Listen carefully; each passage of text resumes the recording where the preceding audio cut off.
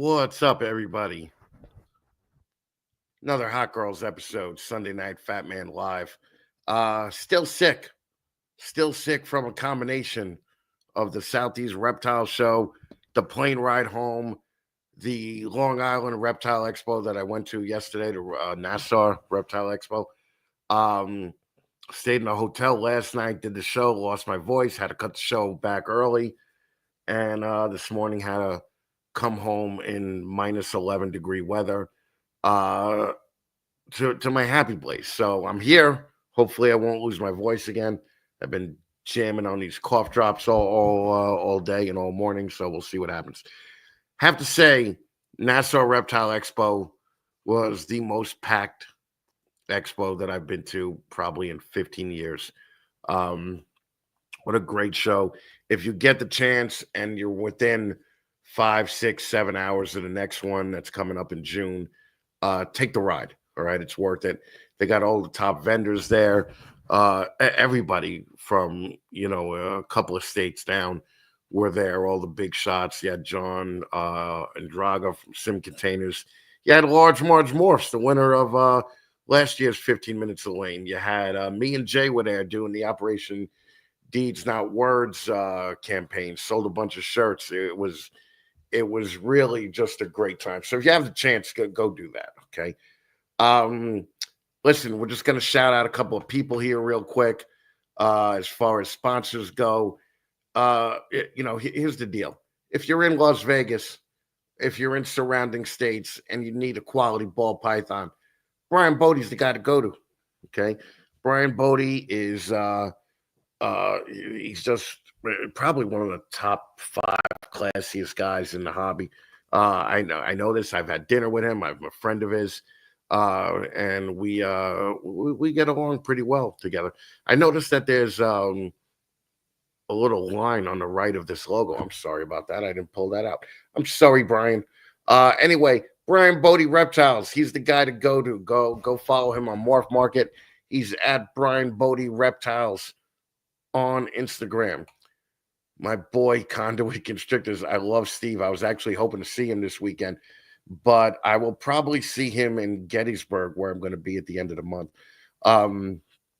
Steve and his kids, they put $1 million into this dumb hobby. All right, $1 million. That really made the people that were hanging out, producing good shit, pretty happy over the last 2 years, because Steve came in and bought everything up. Steve's only working with top quality shit. Basically, he's the East Coast version of Miguel. Basically, Miguel 5 years ago, 6 years ago. He's the white guy, East Coast version of Miguel. And I fucking love Steve. He's one of the nicest guys. Again, only bring nice people on to sponsor this show. People that I get along with, people that I know are doing good for the overall community. And Steve is definitely one of those guys. If you need a quality ball python, head on over to Conduit Constrictors on Instagram. That's at Conduit Constrictors. Great family snakes. I actually got to hang out with them at the SCRE in Georgia. Okay, and 2 of the nicest people. I of course hung out with Lori more because she's the better looking of the 2, but we definitely hung out, and they're doing some big things. Roger actually has a pretty big deal going on right now that he's getting ready to introduce to the hobby in the next 6 months or so, or 4 months, and he's going to be on this show talking about it when he's ready to actually launch everything. So go follow them at gray_family_snakes on Instagram. They do a lot of Exanthic Pieds, the Exanthic Desert Ghost. They just do good quality shit. If you're down south and you need a quality ball python, Great Family Snakes is the place to go. My boy, my ride or die, been best friends with him for 5+ years now. Shane Kelly, Small Town Exotics. I don't even have to say anything. You guys already know, okay? Go join his Patreon. If you need a quality ball python, hognose, or leopard gecko, he's the guy to go to. I got to hang out with him at Bob's show also, and he's just one of the top guys in the hobby. And look, original 15 minutes of lame winner. So can't beat that with a bat. All right. Go follow him at Small Town Exotics on Instagram. There's no E in there. It's just Exotics. My boy Will Sanford. Okay. Will Sanford is actually kicking back and redefining his collection. Okay. He's getting rid of some things. He's focusing more in with what he's dialing in on certain projects. And this is the guy to go to. This guy is fucking brilliant. And he just knows what he's doing. He's been in the hobby for 15, 20 years. Took a break for a little while and he's back in it now. He's into like puzzle and paint and all the good stuff that's basically laying low right now. But I think that he's Will is just killing it right now. I'm glad that he's dialing back his buying and he's getting more hyper focused on the things that are going to matter and making money in the next couple of years. So this is the guy to go to. Okay. And then finally, we got a space for rent. If you feel like advertising on Fatman Live on Sundays, give me a call, give me a DM on Instagram at the Fatman Nation. I'll cut you a deal. All right. All right. So I'm going to call upon Shauna here. Who do we have in the room so far? We got more favor you, Mike Duval. Mike, I am going to contact you probably in the next few days about being on the Rise of the Machines podcast. So I would like to talk to you a little bit about that. Shauna Corner's here. Okay, we already knew that because we saw it backstage. Sky's the Limit Network. What's up, Brian? I heard you gave away some money the other night, so I'm going to go back and rewatch that. Aaron Klein from Batter Up Balls, thank you for purchasing a Deeds Not Words shirt. We really appreciate it. We're working on selling a hell of a lot more of those before July 4th. Sammy Vargas. Great thing about Sammy is we are going to be vending with him. He's going to have a table at Gettysburg. We are going to be right next to him with the Deeds Not Words table, raising money for disabled veterans again. So I'm looking forward to that, Sammy. I was hoping to see you yesterday, but I understand that you have to work. Who I did see yesterday was HJS Serpents, Rich and Sarah. They came down to Long Island. They helped us out at the table all day. I mean, can't thank you guys enough. You guys were really fucking rock stars yesterday. And having Sarah at the table really helped. So we're pretty happy with that. Fucking Danny from Chain Reaction Exotics. What's up, brother? I'm actually hoping to get down to Texas this year. So hopefully I will see you there, my friend. What is this? Brad Inbody, Frontline Reptiles. What's up, Brad? Thanks for showing up. I appreciate you coming here. RNA Ball Pythons. You guys must be friends with Stephanie. Thank you for showing up. We appreciate it. Python Prince. Fucking listen, Blake. I saw you were actually indoors. So I'm very happy about that. Drop me a DM. Let me know what's going on. Irresistible, Nikki, thank you. I'm looking forward to working with you on the Epic thing. I appreciate it. I didn't have the Epic graphic loaded up, so I apologize to everybody. And Craig, I'm sorry. But Epic, April 4th, it's going to be basically in the Exotic Pet Expo or Exotic Pets Industry Conference. Going to have guests there from like Chewy. We're going to have guests from Josh's Frogs. Just all the big shot, hot shots, kind of like telling you what the state of the industry is and ideas on how to market yourselves and do what you got to do to be a ball python breeder or any type of reptile breeder in this day and age. Green Line Morse, my boy Jay was with me all day yesterday. Okay, Jay is probably, he's one of the funner guys that I've ever vended with. That motherfucker puts up a goddamn show display in like 3 minutes. I didn't have to do anything. It was awesome. Carter's Coils. What's up, Carter? Thanks for popping by. I appreciate you. Guys, I'm still coughing no matter how many cough drops I had. I'm sorry. Sky's the limit. Thank you, Brian. Thank you for that $20 super chat. We appreciate it. Yeah, I got to jack up on the Robitussin. Okay. Remember when you were a kid Robitussin does work for everything, right? Like your arm would break and your mother would be like, rub some Robitussin on it and you'll be fine. Gecko Diva, Crystal, what's up, babe? How nice of you to come by. Look, Audacious is pulling double duty here tonight. Gus Lowe, happy Sunday to you too, Gus. All right, Reagan Renee Royal, dude, you missed a hell of a party yesterday, man. We had such a great time. I definitely, me and Jay definitely missed it. Snake X, thank you for popping by, buddy. I appreciate you. And all right, we're good to go. We'll say hello to anybody else as they come in. But guys, we got Stephanie with us tonight from Audacious Ball Pythons. If you feel like helping out the Fat Man, throw a super chat. That would be awesome. If you feel like helping out the Fat Man, join the Patreon. We just released season 2 of Storytellers, and it's actually going great.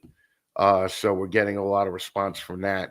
And again, go to fatmannation.com and pick yourself up a Operation Deeds Not Words shirt so that we could walk into Camp Freedom in Pennsylvania in July with a large check, right? We would appreciate it from you guys. So, all right, look who I got here. I'm going to bring in Stephanie. What's up, Stephanie?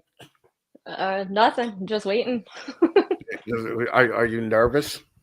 Yeah, I'm trying to sit still. I'm like ready to get up and start walking. No. Just remember, you're doing a show with an idiot. So no matter what you say, you're going to come off looking better than me. No, I don't sit still well anyway. Oh, it's all right. We're just going to have you shake that thing. All right. So fucking awesome. So you basically decided in 2024 to start breeding ball pythons.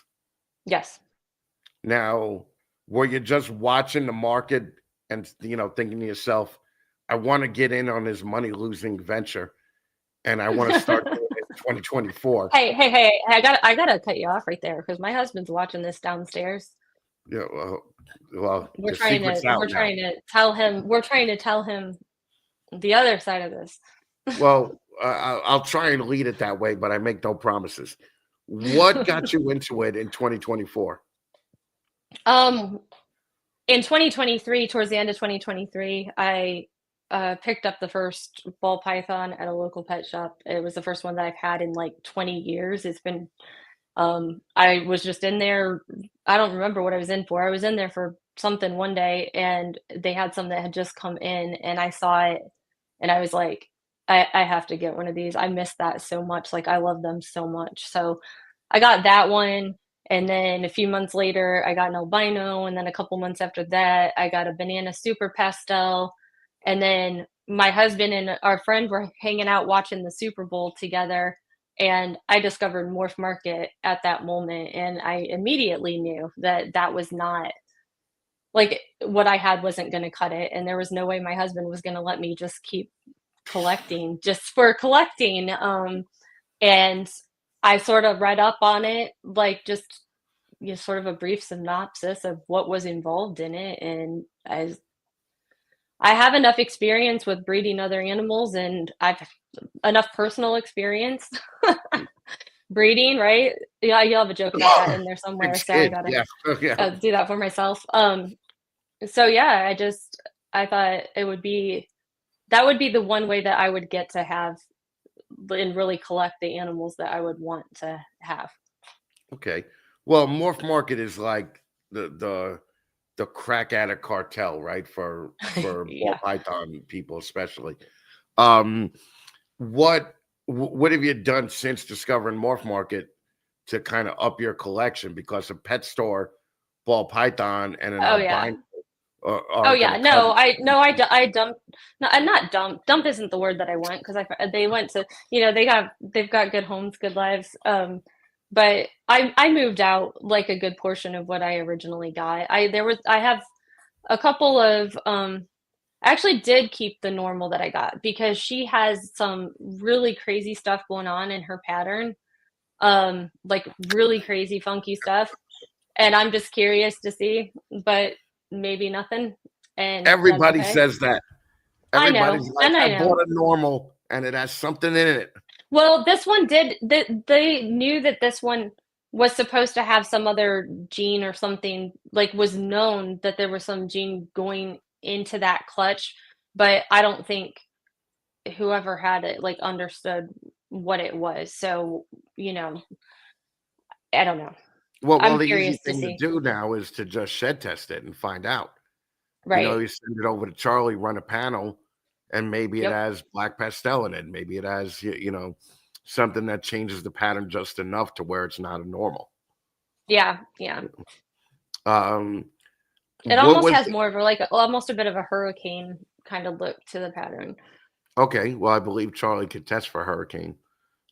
So it's probably worth it to just at least find out because Yeah. if you have babies with it and there's something weird going on with the babies, you have to be able to tell what that's from. You can't just tell them, oh, something else is going on in it, Right. because Right. then that'll limit the people who will actually buy it. Um, Right. what what did you first get? Like what was your first investment ball python after you realized that you had to up your game a little bit? I mean, my very first one was a yellow belly clown. We originally thought was a fire yellow belly clown, and then realized it wasn't fire. So that was like the first one when I got into like really went to get recessives. But I have definitely built up from there. Right. Okay. So now as far as money spent on the collection goes, Hmm. your husband is probably not going to be like, just keep buying until you make a sale, right? There's going to have to Right. be some kind of proof that it'll Yes. work, right?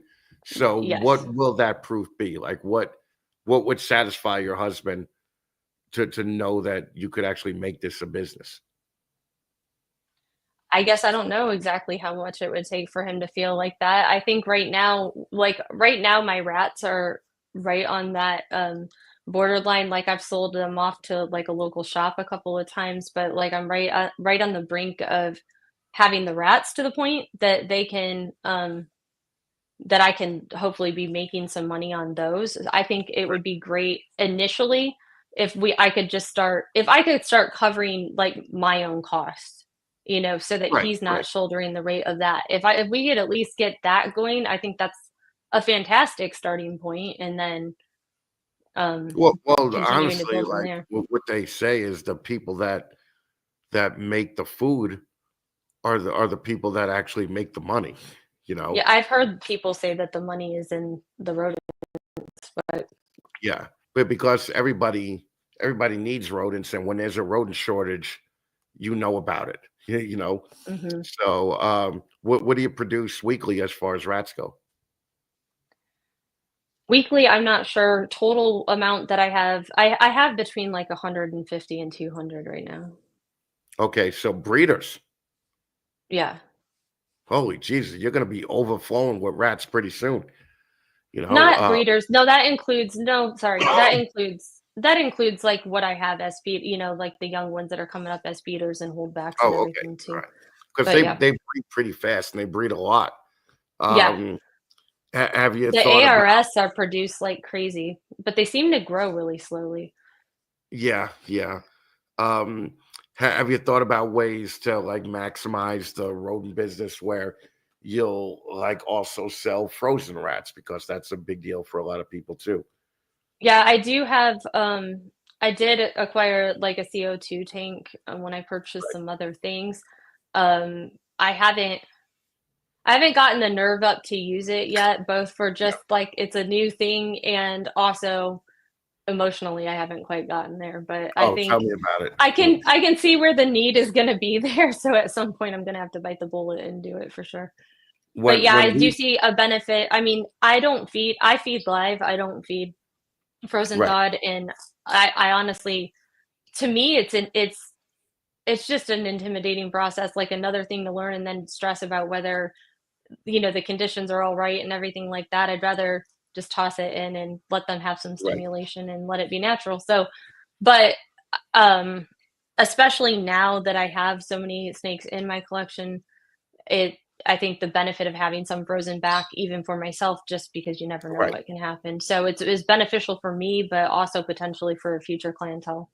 Yeah. It's actually funny that you say emotionally you don't want to kill the animals, right? Obviously, you Oh don't god, want I to. love my rats as much as I love the snakes. It's like it kills me every Right, time. right. Yeah. And you can't just be, if you were one of those people who are like, oh, I get to kill, 100 rats this weekend, I'm very excited. I would think twice about having you on. But when we first started doing it, we started with a bunch of Burmese pythons, and they were already fairly large. And the first time my ex-girlfriend, we used to do what they call thumping the rat, which basically means you grab it from the tail and you smash the head up against the table. Okay. First time Mhm. she did that, I swear to God, I almost vomit, right? I was like, this is the worst thing. I don't want these animals if this is the way it's gonna be. Mhm. So but then again, you realize these things have to eat. It's not like they eat pizza and donuts, right? So you have to, feed them. I became really good at the thumping of the rats. But right around then is when Rodent Pro first came onto the scene, and they were doing the frozen rats, and I never got into Mhm. frozen rats. I was just like, I don't really. It's such a hassle to thaw them out, try to feed them, waste them if if the Mhm. snake doesn't want to eat, you know. Mhm. But the rats, like Danny said, will definitely. It's extra money to just pay for more feeders and more snakes. And Mhm. like you said, you never know what's going to happen as far as Yeah, short. exactly. Yeah. I've had those thoughts. It's like, what if something, if you got an illness or something goes through like your rat community, like what do you so if you had to start over, but your animal you still have the same number of animals to feed, like that'd be crazy. Yeah, well, it would be not. I mean, that's always a worry, right? If disease runs rampant through any collection, whether it's through your feeders or through your snakes, it's a nervous Mhm. thing. So currently, though, you're selling off the extra that you have. Yeah, I've just begun to. I actually want people keep telling me I really like had a hard time believing it at first because Craigslist seemed like something I was using, Right, 15 right, plus years ago, but people keep telling me Craigslist, so I think need to get an ad up or whatever for that now for feeders, and I might try to move some of the ball pythons I need to move out. I might try to move some of those locally, just because I haven't gotten the seller account set up on Morph Market yet. I'm right, not too concerned about shipping. I've shipped everything under the sun, aside from live animals, I guess. So right. it's like I've got a pretty good I'm good with shipping. I need to get the supplies and stuff. So I haven't gotten to that point that I'm ready to send something off in the mail just yet. And how many snakes do you have right now? I have 38 right now. You have to, yeah. So it grew pretty quick It after. did. It was I had so like I said I I got the first few. I think I had like 11 or something for a bit, and then as I started getting my other ones in, then I moved out I think over half of what I had originally, gotten. Right, I kept some of my big, like, breeders, females. right, I have a couple of them that I have a couple of them that don't have any recessives, but I love the animals, I love right. their genes that they have, and I think they're cool, and with the right male, they can still make some cool stuff, so I can make some cool huts. So, um, so I Well, kept some of also, those, but there's a lot of badass looking incomplete dominants, right? And there uh, are. so the funny thing I found was when people were starting off with the recessives, they were always like, "Oh, this is a $15,000 normal looking snake, but it's triple recessive, right?" Right. And you're just like, "Yeah, but still, like, wouldn't it have been smarter to mix in something with that, so that you have some kind of codom working with the recessives?" Mhm. And people are actually just getting on that train of thought now. So if that's the plan moving forward, you're right in step with the game, right? So, Mhm. and that's where you want to be. Well, What most is of my I've got like 5 different I think at least 5 or 6 different recessives, like, going on in my collection now, so okay? and a pretty good amount of codoms too, although, there's always a list of things that you start seeing that you're, like, considering Oh yeah, yeah. for the Well, future. and the recessives, you do have matching recessive males and females, right? Oh, yeah. Oh, okay, all right. I'm just making sure because otherwise you're going to be at this 20 years, I mean, before. you've been telling me I'm smarter than you, so, I mean, if you've got that figured out, I've got it. Yeah, I would hope so. Yeah. What are some of your big projects that you're hoping for? Because you haven't had a clutch yet, right? But you're hoping to Correct, this year. right. Right. So, like I said, like I was telling you, I've got a clutch coming. Should be on its way, but it wasn't a pairing that I did. So I'm excited for it because I'm excited for the experience. Mm, Um, in my mind, I would have done a different pairing, but then again, the kid had other goals that he was working towards. So, um, but for me, Um, in the pairings that I'm already doing, I think I'm most excited for the yellow belly desert ghost het cryptic with the firefly het clown. okay. Um, I'm excited to see what they have.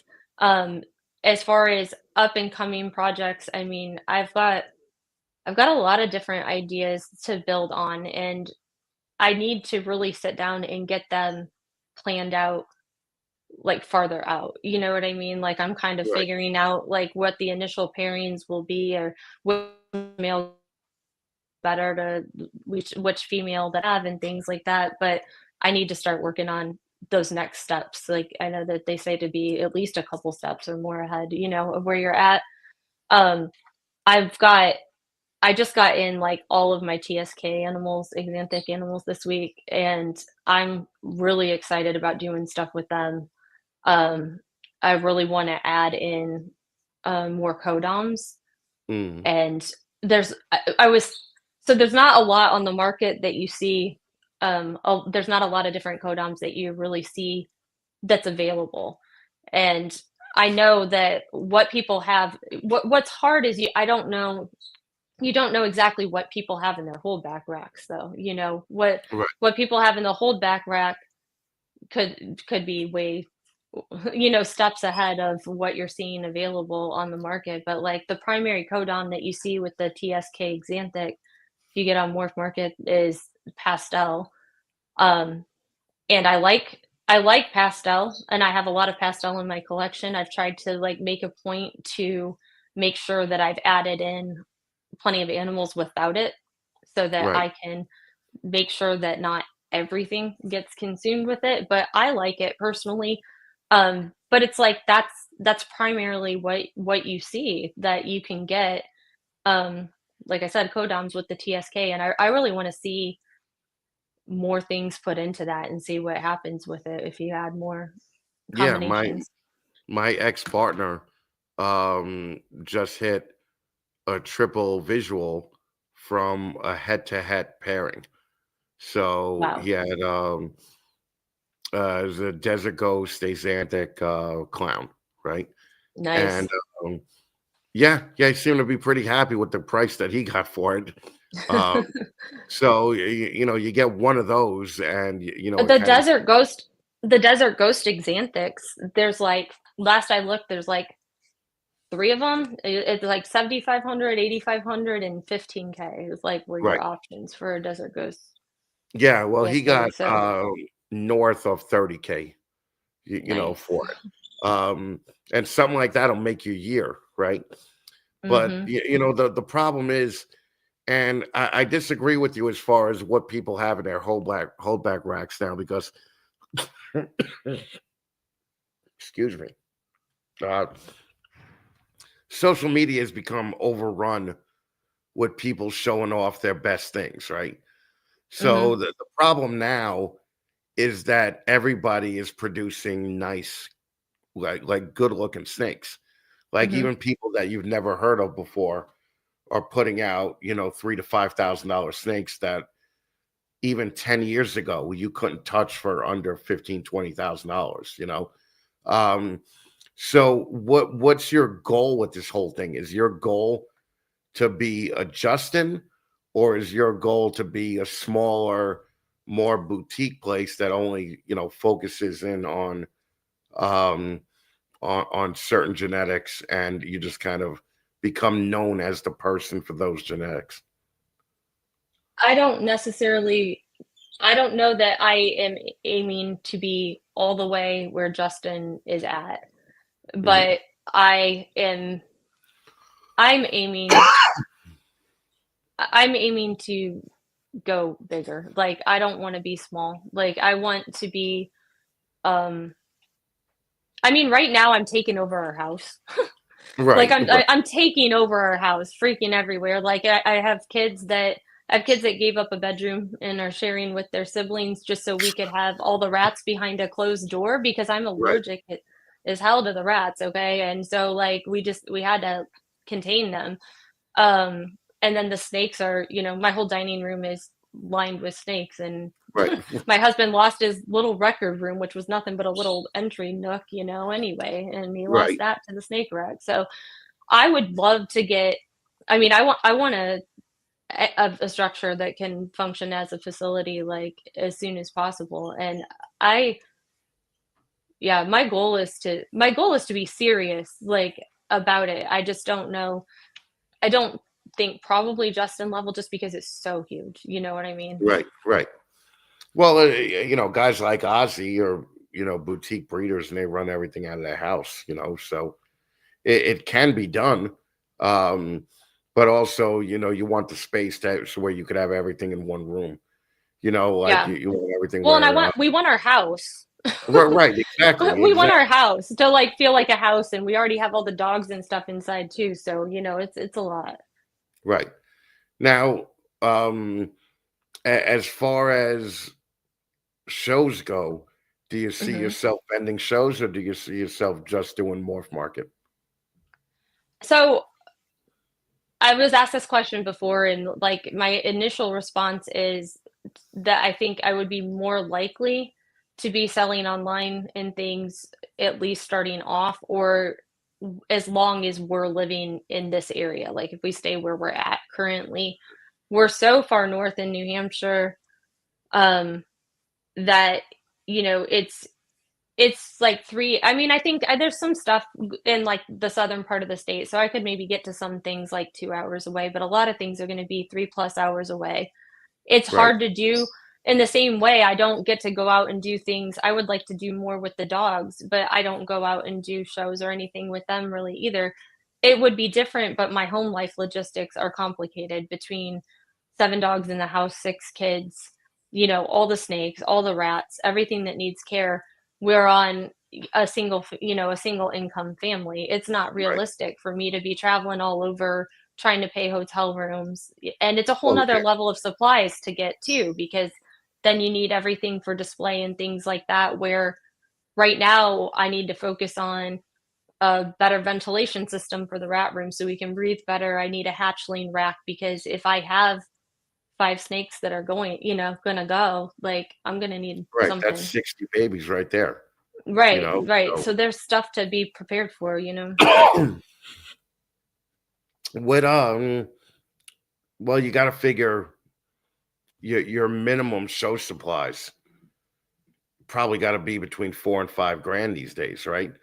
Between banners, setups, tablecloths, display cases, um, I and mean, I suppose that's something you can do a little at a time and build up to it, but the better you can make it look, yeah, I'm well, sure it yeah, helps. but you don't wanna come out looking fucking cheap, right? Like, it's just like Mhm. you don't wanna come out with one display and a tablecloth from Party City on your table, okay?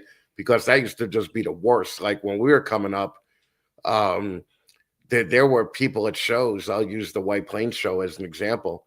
They didn't even have tablecloths, and then they would go to a restaurant supply store, and they would buy cake pans, and they would keep the snakes in the cake pan plastics, and that was just like ghetto as all hell. So when we came out, our goal was to be the best looking table at the show, because people are going to buy from the best looking table at the show, regardless of what Mhm. you have, right? Because they're going to think, if you put that much money into your display, you have to have good quality animals, right? Um, Definitely don't come out, piecemeal, especially with the competition these days. I mean, there's so many people doing it. I just want to bring up Danny's comment again, um, where Sean is double clicking things. Yeah, right.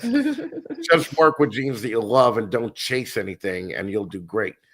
Yeah. And is that really the case? Because by the time, um, let's say Justin makes a video, right? If you're not working with those genes, okay, you're either put further back or you're put even further back, right? Because if you're just going to start Mhm. working with them when Justin introduces them, and then all the chasers come in and put money behind it, by the time you put money into it and you have it, that same snake that Justin may be charging $2,000 for, by the Mhm. time you get your offspring, you're getting $600, Yeah. per snake. So, So there's a kind of a balance to that concept then of work with what you like, but also make sure it's at a certain level, with the way. well, if you work with what you like, theoretically, you're going to have the best example of what you like. Mhm. Like you're going to have, let's say, a confusion. It's not going to be something that you look at and say, oh, that could be a confusion. That's going to be something that you look at and say, that is definitely a confusion. That's, Mhm. a great quality example of the morph, right? So, have you, like, have you run cost analysis and all that other fun stuff about, what you could potentially have versus, like, let's say you could have a clutch that's worth $3,000 or $4,000, but Mhm. that clutch also has the potential to be worth maybe $500 total. Mhm. Depending on So if you hit. whenever right now, because it's hard for me to, like, visualize everything in my head, so I do use, like, the genetic calculator a lot on Morph Mm, Market when I am looking at how I wanna maybe set up my pairings and stuff, and I'll go through those and all the options that they have, that are linkable that you can check them out. I'll right, go through, and I'm always evaluating, like, the price points, double checking what the genes are, because sometimes there's right. nice price points, but they've got, like, 3 extra genes that where that price is coming from once you if you Right. read it. So, but I always go through it from that perspective and kind of gauge, like, what the rates are, like, what are things going for these combinations, and is this pairing worth it over the other pairing? Is one, like, a Do clearly a you better choice? use any of the management software like Husbandry Pro or Clutch or?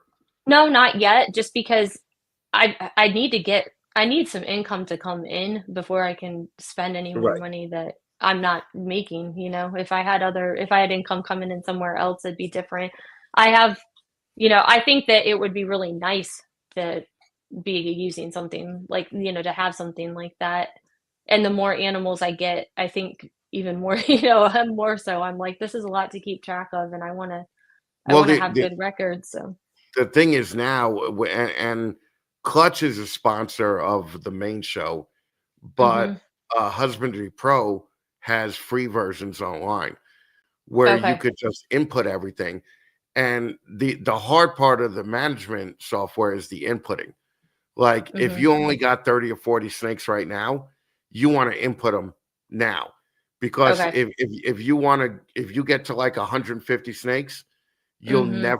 you'll never want to do the inputting of them. Alright. Because it's such a Yeah. colossal job to do. Mhm. So you want to start using this.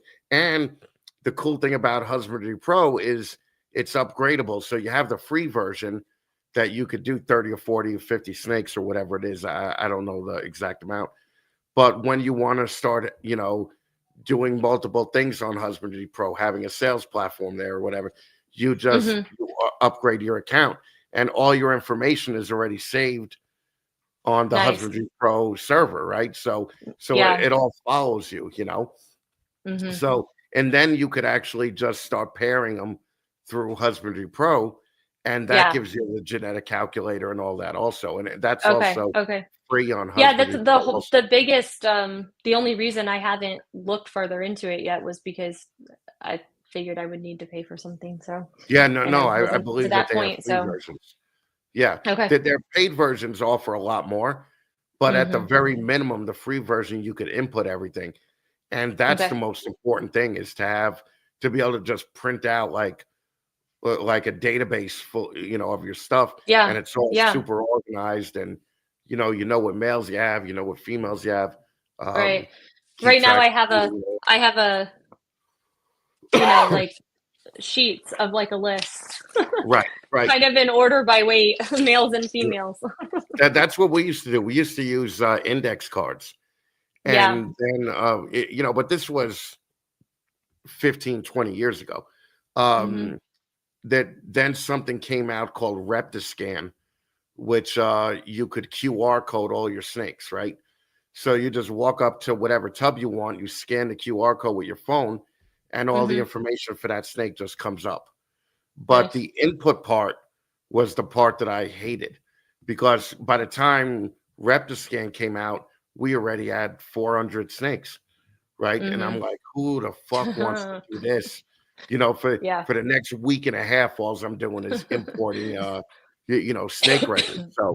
Uh so any type of management software that you could get, I would definitely recommend Mhm. that. Like if you're really Right. good at Excel, you could do a lot of this No. yourself. No, no, okay, No. right.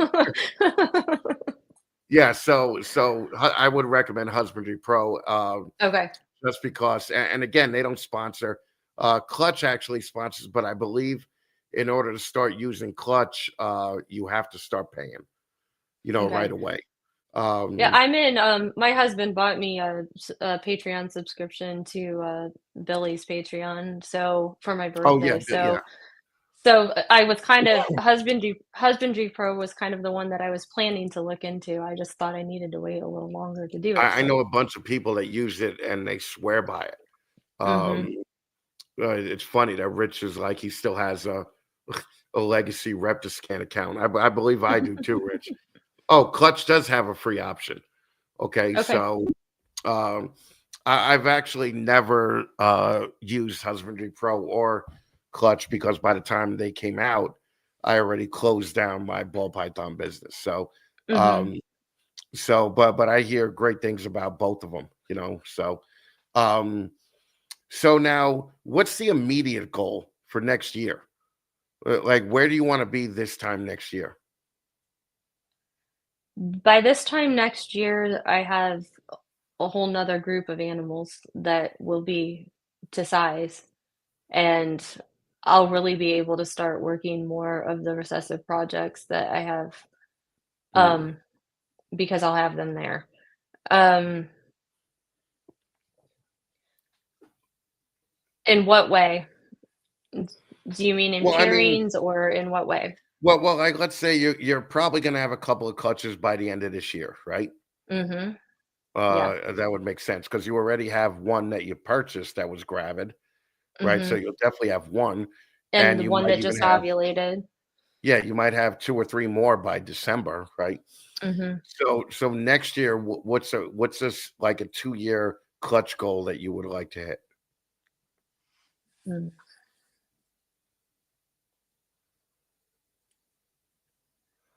Is this the part that you were worried about? I just I don't know if I have it's like I have kind of a vision in my head, but it's like I said, I have a vision in my head. I've planned the animals that I've bought, like, I've made sure I picked, like, multiple f the TSK Xanthic females, like, they all have other recessives in them besides that, and I've got some that are just, like, double hets, or I've got, like, a triple het, and then I've Mm, got some that are a visual with still a couple of hets to it, so, like, I've got a good variety. I got a male to go with them. I still have to I it's like I still have to plan out kind of exactly what I wanna do. It was more I had the opportunity I raised a litter of puppies, that I had in October, and like I raised them up and they went home in December. So like while I had them and I knew I was gonna have income coming in, like I Mm, just went after it. Like everybody was trying to unload their stuff that they didn't want to have, in their racks all through the cold right, season. The shipping thing was gonna end. I knew what jeans I wanted to work with and stuff because I had at least made a general plan and outline. I made the clown was like sort of the basis for that was like the foundational basis for right, right, everything. Or I always describe it as a tree is how I tend to like that's how I visualize it. Like so clown's like the trunk of my tree.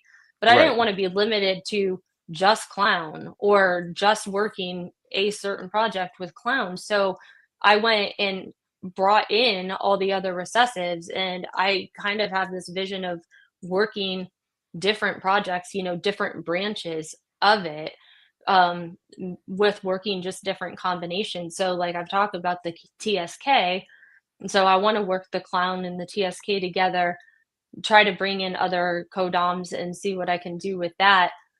But that's just like one branch of what I want to work with, So I've mm, got some pied stuff. I've got hypo, I've got desert ghost and cryptic, and I've got multiple kryptons right. also. Well, So also, you should tell your husband, and yeah, my backup here. You always have to have a backup male, okay, in case your mhm. male is not doing anything.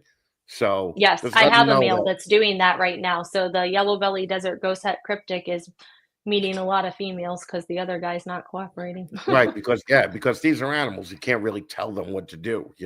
Mhm. Um, but I would definitely recommend investing in an ultrasound because Yes. that then you could check follicle growth and everything. And I was never a guy that was good at palpating. Yeah. I'd be like, did I feel something there? I don't know. I might have felt something there. Someone And then it was recommended the paper towel method, and then I searched it on YouTube, and I think it was Balls to You that had made a video of it. Because right, I had seen a video, like, way back when I was first getting the snakes that talked about it, and I was still confused after that video of exactly where you're feeling or how your hands are right, placed or right, if it's both hands, whatever, and I could never tell. And then I watched this video with the paper towel method, and he explained it and demonstrated it, but then he went back and demonstrated it again, at the right angle. You could literally like see, you could count them yourself as they right, went right. over. You could see them move. I went and got the paper towel and went back and got that, and I could pick up like that firefly, the firefly het clown. She was getting closer to ovulation then, and so I could pick hers up really Right, well. right. Got her paired up again real quick, before she ovulated. So Yeah, it's I don't mind the ultrasound. I can see definitely the benefits of it. I don't mind. Um, I don't mind learning the natural way of things either. I think right, that right, it's always going to be a positive skill set to have that. right. But what the ultrasound does, especially when you're new, is it takes out the Guesswork. any guesswork on it, so you Hmm. could see. Also, it's fun to ultrasound month to month and to see whether follicles are developing or whether they're retracting. Hmm. Because that's the worst feeling in the world is to have a snake with 20 millimeter follicles, and next thing you know, she reabsorbs. Hmm. And that's one of the defeats. Um, but you hear a lot about like all the great guys, the Billies, the Justins, the Miguels, and all that.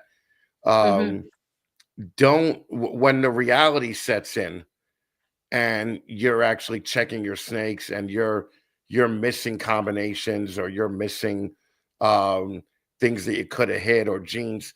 Remember that the big guys basically show you the successes. They're not showing you Right. the 15 failures that they had Right. before. um and that's always like what yeah, I'm sure you've seen the Theo Vaughn thing with the pyramid scheme, right? Wh- Yes. what were your thoughts on that? um Well, I sent it to my husband because he's asked me a few times himself before we even saw that, if that's is that what this is? Is this just like your all your all the stupid businesses I've done over the years? I mean, I think it's more like, yeah, I don't think that that's accurate, but, I guess what I would think of is I was watching, Leviathan. They put out the video about how to make, like, $50,000 a year breeding ball pythons, and they had, like, the different tiers that they referenced, Right. you know? And I think that it's not, I mean, I don't think it's a pyramid scheme. I think No, I there's definitely there's I don't. different markets depending on what your goals are. Right. Well, here's a quick way. Guaranteed way to make 50,000 a year on ball pythons is to start with 200,000, and then after you spend the money, you still got 50 grand left. Okay. Um, because there's associated costs with everything, right? I mean, Yeah, there's exactly. you know, if you got $50,000, I sure as fuck wouldn't spend $50,000 on ball pythons because it's going to cost $20,000 a year to feed whatever you get. If you Mhm. spent, like, I would spend 30 on ball pythons, have 20 packed away so that I know that I could feed them and do all that up to size. Yeah. I don't think it's a pyramid scheme. However, the problem with it is that more people listen to one episode of Theo Vaughn than the whole reptile hobby combined. Okay. Mhm. So the perception to everybody out there, excuse me, is gonna be that it's a pyramid scheme. But the reality of it Yeah. is that it's not a pyramid scheme, because if it was a pyramid scheme and I sold you 10 snakes and then you sold your friend 10 snakes, I would still get a cut of the snakes that you sold to your friend and that your friend sold to whoever. So it would just basically be constantly rebuilding the base of the pyramid, right? So it's definitely not a pyramid scheme. But I will tell you this: there was two times in my life where my father looked at me and I felt the disappointment in his face. Okay. The first time was when I was 20, in my 20s, and I told him I was going to move to LA and become a rock star, right? And I looked at the disappointment in his face. The second time was 20 years later when I had moved back to New York and told him that I was going to open up a ball python company. Okay. So that's the perception of what people outside the hobby look at us as, right? Yeah, yeah. Um, my father sure as hell wasn't looking at me, you know, uh, with disappointed eyes when we sold it, fucking 11 snakes for 40 grand a piece, Mhm. like all of a sudden he was like, oh, maybe this thing will work. So, but it takes a while to build up to that. Yeah. Um, are you the type of person that it's going to take 5 years to get that $10,000 snake? Are you like, I'm going to stick with it no matter what? Because there's I'm going to be a lot of disappointment along the way. I no, I'm the stubborn ass person that can be like, I started something and it can be the most inconvenient thing in my life, and everyone could look and say, "Why are you doing this? This makes no sense," but I'm Right. not gonna stop 'cause 'cause I'm just said I was doing this thing, so, like, I'm gonna hold to it with everything that I've got, so, Right. Like until it makes sense, right? You're yeah. going to work it until it actually makes sense. Yeah, Um, I mean, like, the dogs have been, it's been ups and downs and different things with the dogs, but I have had success with the litters that, the litters I've raised have all gone well, and I've had really good outcomes with that, and now, like, this last litter that I raised, it was something really changed with me and my confidence in things when I raised the last litter, and mhm. I could just feel and that was the exact same time that I was starting to, like, grab all the pieces for my collection for the ball pythons too, and everything was coming together. Every single thing I needed to come together was coming together. You know, like the Yeah. pieces were just falling into place every single time, right where I needed it. I'd find the snake and I'd be like, those I'd look for specific genes. It wasn't like I necessarily had to have an exact specific animal, but like I'd go check the auctions or whatever, and I knew what I wanted and I knew what I didn't want, so it was very easy to go through and say, that I'll bid on, that I'll bid on, and go for things. But everything fell into place. The dogs for the puppies fell into place. As soon as those puppies went home, I had people contacting me so fast for like puppies that I looked at my husband. I'm like, I guess we're going to breed. Like, I Right. guess I've never, to this point, I've had a litter, like one litter about every 2 years. Mm. Um, and now I've got other females grown up to where I could actually breed 2 litters in a year if there's the demand for it. And in Right. this case, there was like those puppies went home and literally I had like 6 people just boom, boom, boom, boom, boom, like right in my inbox. Do you have puppies? And every single one of them was like was a solid. You get like all the tire kickers and stuff like that, but Right. like Yeah. Of when course. it's Yeah. the solid people because I send them I send them an inquiry questionnaire that they have to fill out first off, and they have to fill that out and send that back to me. And if they're willing to go through that, then I'll schedule a Zoom meeting with them. And I love that because I want to be face to face with people. I want to see the person that I'm working with and just feel how I feel about them. But I also think it's great for the buyers because so many people are wary of like scams and stuff nowadays. It lets us all be face to face and see who we're working with and builds that trust. So, but yeah, all of those ones that came to me were just like they were just solid people. Like the tire kicker people like weren't even really there. Mm-hmm. And I'm like, okay, I'm breeding this dog. And then, if everything goes well, if I still have a demand, I'll breed again in the fall. And like the snakes are coming in and this is lining up here and here and here. And it's just my life has never felt this way before, Mm-hmm. ever. Um, and I'm not interested in letting go of like, it feels like all of these things are like, I feel like I'm finally where I'm meant to be for one thing. Mm-hmm. Because I've spent my whole life like never being able to decide what I wanted to do. I'm like super ADD. I'm interested in like 100 things, but no one thing like took the passion enough to be like, that's what I want to do for the rest of my life. Right. And now it's like just the way it all has come together just feels like, no, like this is where you're meant to be. Like you're coming into your own and you're in your right place. And it's frustrating that it's taken this fucking long in my life to get here, Right. But Um, but like I'm not interested in letting go of that now. It's like I've waited forever to overcome like the obstacles and the things that have held me back and worked so hard to heal to get to this point. Like Mm-hmm. I'm going after it. I'm going to embrace it. I'm going to go for everything. Well, there's still, I think, there's still a way to make money in ball pythons in 2025, right? Obviously, I was only joking with you at the beginning with the first question, but the whole mentality of the hobby has shifted from, hey, I'm going to be the next Justin, Mhm. to if I can make 50 or $60,000 a year on top of what I make at my day job, that puts me in a whole nother tax bracket, right? So Right. that's more realistic, I think, Yeah. because Yeah. what happens is even with these codoms and with the recessives, depending on what you're breeding to what, like you miss, man, like you miss every Mhm. time. Like I Mhm. tell the story all the time. When I had my company, if a clutch could have been worth $500 or $10,000, we Mhm.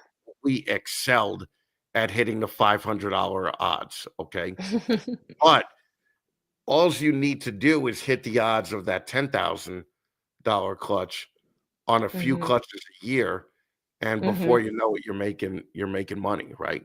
Mhm. Now, as far as social media goes, what do you have going on? Because even if you had a $5,000 snake tomorrow that you Yeah. hatched out, I wouldn't pay you Yeah, $5,000 for it because I've never heard of anything that exactly. you've done or what you ever, what you've done in the past. So, Right, what are you doing to push your social media presence? right. So social media is something that I've always struggled with because I can do really good for a period, and then when life gets heavy or I get like just worn out and burnt out, like I Mhm. detach from everything, Right, for right. like Mhm. a week or a bit, like just let everything like recuperate. So I really need to make sure that I am not letting that factor in. I've been one of my best friend in the ball python community is Mike Rigo of Balls of Fury.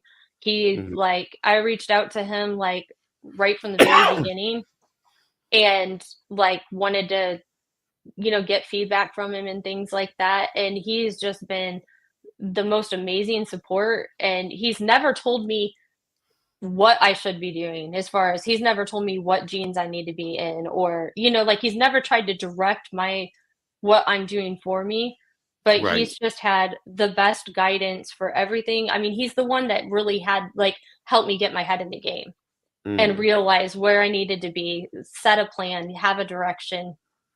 At that point I came back to him and I'm like, what do I do? Here's what I have. What do I even want to keep at this point? Like what Right, needs right. to go? And so um, I watched a podcast that he was on, and he was talking about social media because he's been really successful with his social media, and he was saying, he posts a reel every day at noon, and then like a post every day at 5 o'clock. So when last weekend, when Brian and those guys on Sky's the Limit Network, when the they played a pre-recorded video that I had done to introduce myself, and right after that, I started getting, like, a lot more follows and stuff going on, so I really, like, doubled down, and I have really been working on just applying that practice like Mike was doing for his posting through Mhm. this week. That and then just having the opportunity to have this kind of publicity has been, wonderful. Because like, I think I might actually yesterday I was, 29 away from I'm 20 followers away from 500 right now Okay. on my Instagram. But there's so many other avenues, obviously, for the social media, and it's really important. I know, I've avoided TikTok like the plague, Oh, like, yeah. this whole You don't time, wanna but yeah.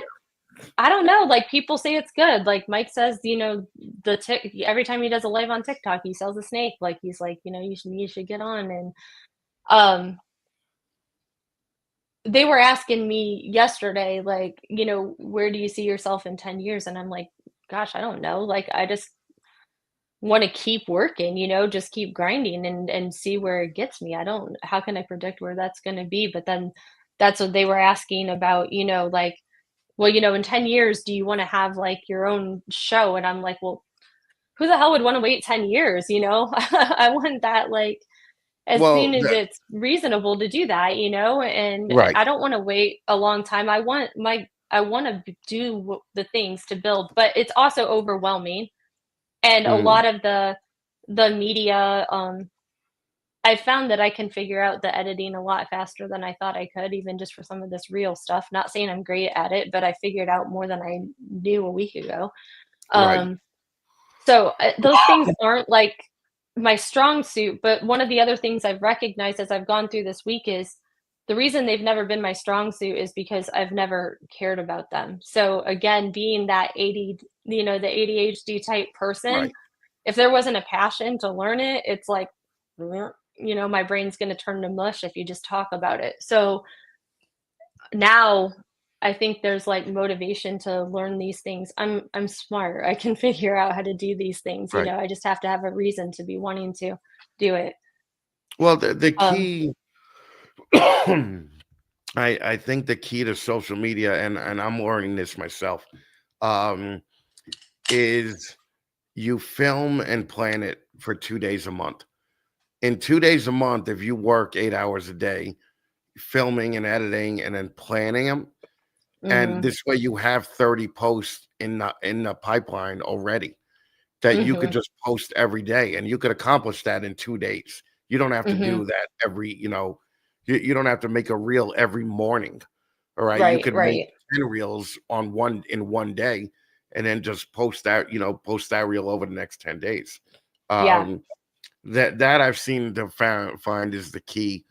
But like now when I record, I'll record 2 or 3 different videos in one day. And Mhm. then I'll spend the next day editing them. And then I'll spend the next day deciding when I drop them. Right. Mhm. But in 3 days, I have a month's worth of social media. I don't have to worry about doing it again until the following month for the next 3 days. Mhm.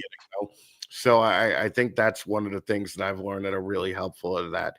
And especially now when there's uh you could schedule post, and there's Yes. software that you could schedule posts with where Yes. I hit a Twitter post, a Facebook post, an IG post, Yeah. uh all at one time, and I schedule that throughout the month. And it's Mhm. become so much easier, to do And little. my go ahead. No, no, go ahead. Go ahead. Just my ball python Instagram, it was like I had we had an Instagram for, like, our laser engraving.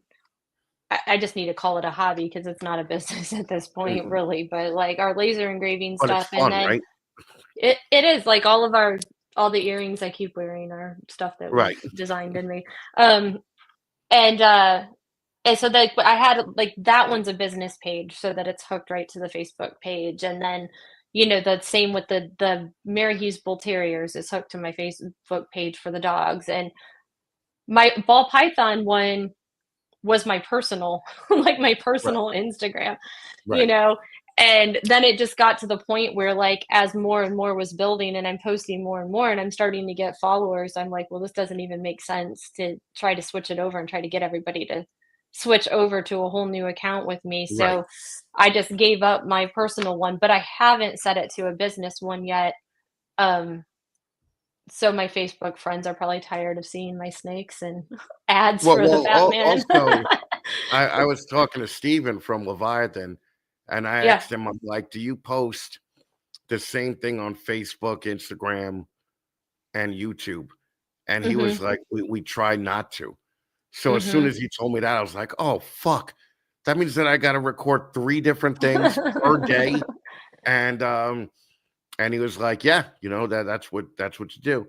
And, Yeah. the first couple of months, it's hard, but once you start establishing a workflow, it's Mhm. fairly easy to stick to that workflow and just get things done. You find out what works for you, and you keep doing Mhm. it, and you find out what's not working for you or keeping you stagnant, and you get rid of those things. Mhm. So it's pretty easy to to work out it. Like it's pretty easy nowadays to become ball python famous. Okay. Yeah. So I mean, there's people that have been doing this 6 months. That bash coder dude, okay, Craig, he's only been on the scene for like a year, and now he's already running that Epic conference. And literally everybody knows who the guy is. Mhm. And he came into it and he did, great video that actually showed people something. And Mhm. next thing you know, he's co-host with Billy on his Monday show. Um, so you definitely gotta, yeah. It's hard to be successful at anything if you don't let the world that you know that you even exist, right? So I mean, it's a lot of work, but at the end, it's worth it. Plus, That you, was you something that's been go ahead. oh, I was gonna say, plus, you think Justin is fucking making sure he's posting on Instagram every day? Hell no, Justin is paying people to post on Instagram for him. Right. And Right. that's the point that everybody wants to get to. Where these Mhm. little things that take up, All the 10 minutes, time. get in your way of actually working anything out. So, Right. yeah, that's the overall goal. Mhm. I don't remember what I was gonna say. I was gonna say I cut you off. Yeah. No, I cut So, you off. I was interrupting, but well, let's. I mean, we're at about an hour now, but why don't we try and get you those extra 20 yeah. followers that you need on Instagram to hit 500? So, how could people get in touch with you? So, audacious ball pythons. on Instagram. And that's really the only thing I have set up for the snakes right now. So I have an Morph Market account for purchasing, obviously, because I've bought a lot of there, but I don't have it Right. as a seller yet. So Instagram's the primary place for that. Um, I also have the Marihughes underscore Bull Terriers is on Instagram and Marihughes Bull Terriers on Facebook. So Are you gonna start doing the TikToks? I don't know, I was thinking about it. So part of what I was thinking with the social media stuff, because the initial thought, I was like, especially with YouTube, right? With like longer stuff, because like the editing has to be definitely more intensive with that. And that's Right. where there was like all of these different things. And because, I have poured into like the stupid MLM companies like through the years because I was trying to do that as a means of like, I'm home with the kids. How can I still help out? I Right. don't Right. remember so much of my kids when they're little because my face was like stuck in a screen on stupid Facebook, Right. Right. doing dumb shit that we paid more money to be in these businesses than we ever made. So, um, yeah, I don't even know where I was going with that now. So Well, learning it, I'm just instead of it was overwhelming, right? To think like, okay, like if you really want to be seen, you have to be everywhere. Like the snakes themselves, like you said, you could produce the best snakes, but if nobody knows who you are, you're not going to be selling them. So you need to be out there. You need to have these other avenues. People say that it's the other avenues that are a big part of what makes the, income in these projects. So it felt very overwhelming initially, like this insurmountable thing to be like, I have to be in all these places and I have to figure out how to work each of them and I need to learn editing. And then I'm like, but you don't. You just one thing at a time. Like you got, mhm. get the Instagram going more solidly and then, okay, so what's the next one? Is it TikTok? Is it something else? Work on adding that thing and like nothing it doesn't have to be everything overnight, Nothing grows just like that The overnight. thing is that I feel nowadays the technology is there where you can learn everything within a week. Like Mhm. what I wouldn't have given, 10 years ago to have CapCut or Opus Clip or, Yeah, any of the Hootsuite, any of these programs that would do the work for you, right? So, yeah, yeah. um, so I Well, I'm feel not like, saying that's not true, but again, like, I'm home I've got 6 kids, like, right, they're yeah, homeschooling, like, they're on the computer doing their courses, but, like, there's, like, 100 other things you see I still need to be here for, right, like, right. that I've got to manage and track at all times, so, yeah, you can, but so I have to take things in bite-sized pieces sometimes. What's the age range of the kids? We've got our oldest just turned 18 Mhm, this month, and then we have a 16-year-old son who is our only son, who is an absolutely incredible like oil painting artist. Like his and then our oldest does a ton of digital art. So like we're very artistic family and the kids are mhm. like really excelling there. Um but yeah, so it's 18, 16. The next one, she just turned 14 this month, and then 11, 8, and 6. And so you run the gamut. So Mhm. 6 is right off the bat, you got to figure another 12 years at home, right? So, because whenever I Yeah, talk to kids or yeah. to parents rather, and I ask them when the happiest time of their life is, they either say when my kids left home or before I had kids, right? But like they don't tell you that there's 18 to 25 years in between there that Yeah, basically you're not getting any sleep for 2 years at a time and you're doing all this other things. So like is it realistic? Is your timeline realistic considering all the other responsibilities that you have for the ball python thing to take off? for building it, absolutely. Yeah. Okay. My kids are what helped make it happen. I mean, even with, like, the rats, because I said how I'm allergic and stuff, and, like, I have to wear a mask to go in there. If I'm in Right. there especially if we do anything big and I'm in there for any hours or whatever, it's, like, Oh, I can straight to the imagine. shower Yeah. afterwards. Right. So but they they have done a large portion of just the daily, like, feed and watering and stuff Right. for, like, months for me.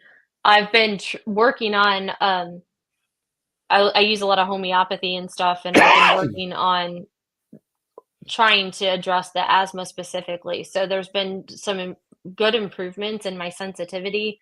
Um, so I mean, I definitely would not ever try taking the mask off, but like I've been able to tolerate a lot more than I used to. So I do go in a lot more regularly with them now. I love to be a part of it. I enjoy the feeding. I like to interact with the rats.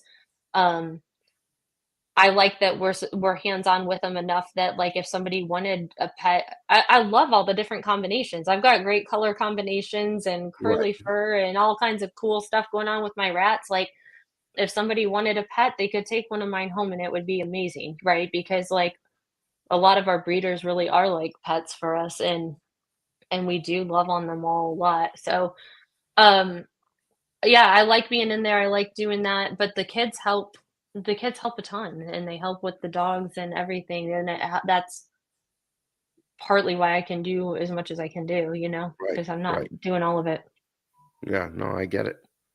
I feel like I Well, keep losing track, I keep going like, my mind keeps going too many directions, probably because I didn't eat before we got on. no, no, I think you're doing fine. You did great. You come off as very charming. There are a lot of people in the room like you. So, Thank you. um, so we're gonna call it a night for right now, but let's get her the 20 followers on Instagram. I mean, come on, people. All right. Get your fucking lives together and go follow Audacious Ball Pythons on Instagram. And at the end of the day, I hope to eventually see you at a show somewhere. And Yes. Oh, so I can add to that. So we've talked about possibly moving back towards the Midwest. oh, okay. It's still kind of we're not 100% decided, but we've talked about moving back that way. I think if we get back into that area, which for us, like we were from Northwest Ohio, we're talking about maybe Michigan because we want to be I don't wanna be too close to where we were. My Right. husband wants to be close to where we were, so I'm like, if we have a little distance, but we can get to the people we want to, I'm good. Um, but I think if we do end up back in that area, I think it'll be a lot easier to, you know, try to get out and make it to different things Oh, to the bigger shows. I mean, you and got y Tinley, you got, yeah. what's Schaumburg right out there. So yeah, no, I definitely um I'm looking to go to Tinley in October, and I'm looking to go to Bob's show in August again. So you definitely fly out if you get a chance to some of these destination shows, Yeah. because you Yeah. learn a lot at the shows, Well, they were especially telling me last with night breeders. I could get a Tinley pass if I could get there, like, in 2 weeks, but I'm like, I don't have the resources to Oh you know, yeah, yeah. I've got so like, legit supplies I need to be getting, and I've got a litter of puppies dropping in a month, I gotta order a bunch of stuff for them, I gotta be prepared in case anything goes wrong, so I can't go, Right, like, maxing out the last of my credit card to right. Yeah, I just yeah. wish, I would love to go, but it'd be great. Yeah, Tinley's a great show. Daytona is a great show. You know, there's North Carolina. There's nothing really up here. Okay. Mhm. Um, but we will I'm sure there's people kind of working on that, as we speak, to kind of have Northeast regional shows that are destination type of shows. Um, Yeah. so well, thank you very much for doing this with me. I appreciate you. Thank you Um, for having me on. I was, like, blown away when Shauna reached out to me. I'm like, "What?" Mm-mm. No, absolutely. We saw you before, and I You said, did? let's hear. Yeah, I saw you not on anywhere. I saw your Instagram page. Oh, Uh, and then I said, okay, people why keep don't telling me that they've seen me around and they've seen me all over, but I didn't really think no, that no, they I were. think initially, I think Shauna found you on Instagram, then she showed you to me, and I was like, we Mhm, should try to get her on the Sunday show. And then I know that you know the Brian guys and all those guys, so mhm. we just figured why not? Let's have fun. And then once you have that clutch, we'll get you on 15 Yeah. minutes.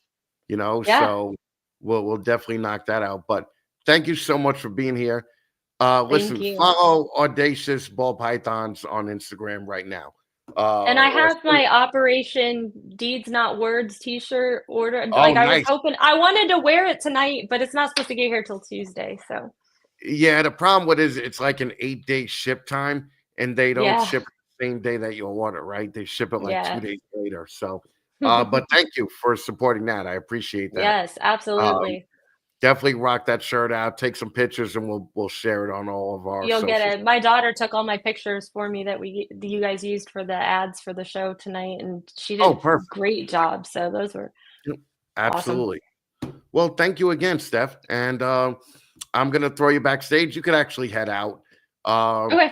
and I appreciate you being here. And listen, Stephanie, Audacious Balls, everybody.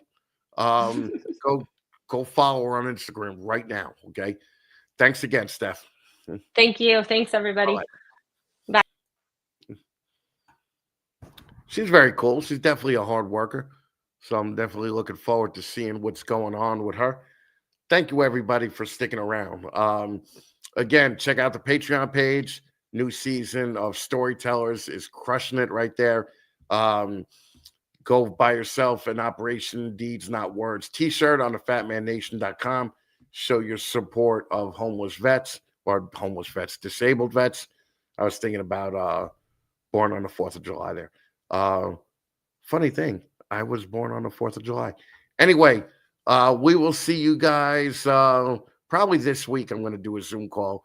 I know we skipped the celebrity Zoom call last month, and I was trying to get Mikey Wilbanks on, but he had some scheduling issues. So we're going to try and get him on again this month. If not, hopefully we'll have Ozzy on, or we'll have one of the other big shots that could actually teach some people stuff about scaling this whole ball python business up a little bit.